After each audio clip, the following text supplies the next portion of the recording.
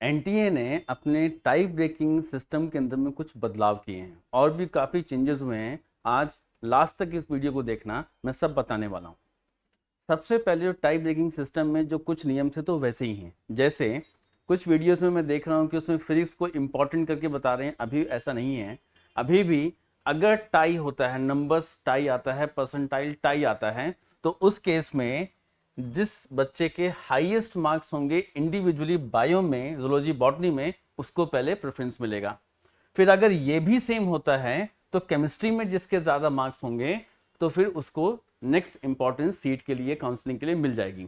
और अगर ये भी सेम हो जाता है तो एक नई एंट्री, स्टार डाला हुआ है, नई एंट्री यहाँ पे आई है, पहले ये नहीं था। अब फिजिक्स में जिसके हाईएस्ट मार्क्स होंगे इन सब के बाद में, उसको फिर प्रेफरेंस मिलेगा। अगर ये भी सेम हो जाता है तो जो अगला जो पॉइंट कंसिडर करेगा एनटीए काउंसलिंग करते वक्त रैंकिंग के लिए, वो होगा less number of wrong answers.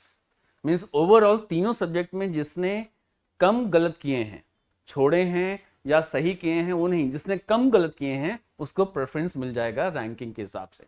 और अगर ये भी सेम होता है तो एक नई एंट्री आई है, ratio of wrong and correct answers biology में, मींस जूलॉजी और बॉटनी में किसके कितने कम हैं, अब उसको प्रेफरेंस मिलेगा। और अगर ये भी सेम हो जाता है तो केमिस्ट्री में सेम पैटर्न को होगा।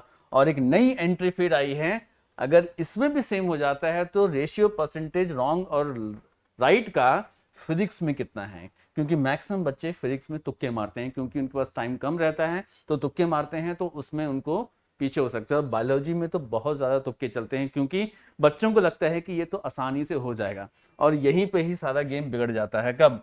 एक तो जो पहला क्राइटेरिया था हमारा, आप देखिए, highest marks in biology, maximum बच्चे इसी में ही मार खा जाते हैं, आगे जाते ही नहीं है। बट कुछ हैं जिनको टाई, बिल्कुल क्लोज कंपटीशन होता है, तो उसमें ही प्रेफरेंस होता है। तो बच्चों, 2024 की तैयारी कर रहे हो ना, तुक्के मत मारना, क्योंकि अब कंपटीशन और रिफाइंड और टफ हो रहा है।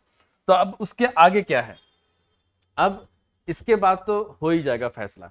अब जो पहले के नियम था टाई ब्रेकर में, दो रूल्स हटा दिए गए हैं। कौन से हैं?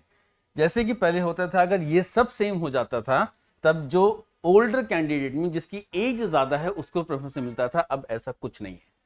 तो यहाँ पे जो मोर ड्रॉपर ईयर्स हैं, अगर वो नहीं कर पा रहे हैं तो उनको इसका बेनिफिट तो अब नहीं मिलने वाला।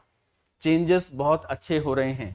और उसके बाद अगर ये भी सेम होता तो जिसने एप्लीकेशन पहले फाइल किया था इंक्रीजिंग ऑर्डर में, जिसका कम था, उसको चांस मिलता। तो ये दोनों रूल तो वैसे ही नहीं होने चाहिए थे, जो कि अब डिस्कार्ड कर दिए गए हैं। तो आपको ये पता चल गया होगा, रिजल्ट का वेट कर रहे होगे जल्दी से। और एक और चीज, जो मिनिमम क्वालिफिकेशन एज है पास करने की, 2024 दिसंबर तक 17 साल या उससे पहले 17 साल की हो जानी चाहिए। मिनिमम क्राइटेरिया ऐड किया गया है। हाईएस्ट क्राइटेरिया एज का कुछ नहीं है, उसमें कोई भी, इवन मैं भी या कोई और भी एग्ज़ाम दे सकता है। तो ये अपडेट था, ये आपको जानना बहुत ज़रूरी था। चैनल को सब्सक्राइब कर देना और ऐसी ही न्यूज़ देखते रहना।